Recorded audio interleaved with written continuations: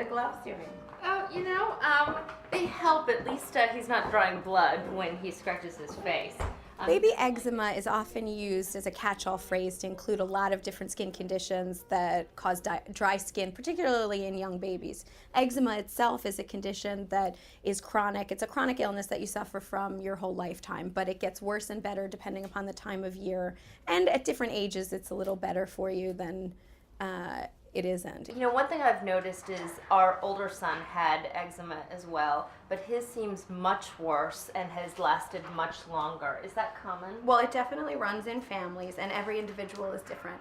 So one person will certainly have it more severely than another person, but a lot of times it gets more mild as they age. It's an inflammatory reaction of the outer layer of skin, the epidermis. It often is caused by a family history of what's called atopy, and atopic families are those that have running in the family line asthma, food allergy, seasonal allergies, and hay fever. There's no way to prevent it, and it's not contagious in terms of one baby having it is not an indicator at all of another stranger baby getting infected by it. There's absolutely nothing about it that's contagious.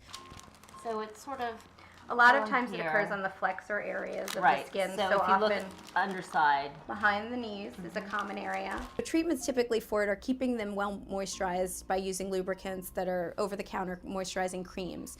Up till now, we've only been using the aquaphors and things like that. Well, basically, you want to avoid soaps and detergents that are going to be harsher on the skin. There is, in general, in the wintertime, 2, 3, sometimes 4 times a day, you want to lube them up with an aqueous-based cream, so more moisturizing creams. Sometimes the ointments people prefer, most people don't because they're greasier. They do last a little longer. It depends on the sources that you read. Some people will say do it lubricate the child head to toe twice daily. Others say 3 to 4 times a day in the worst seasons for them. That will give them temporary relief. There is debate over bathing. Some different, like the dermatologic societies and some eczema societies dispute whether a daily bath is a good idea. And I think it's dependent upon your child. It's not that you're really medicating a child with eczema. Once they're over 2, you can start treating them with certain antihistamines and other anti-inflammatory medications. When they're very young, you typically won't use any medications by mouth unless it's so severe, and then normally that's administered by the dermatologist, but it's really infrequent that anyone is that severe that they need a medication by mouth like an oral steroid to control their eczema.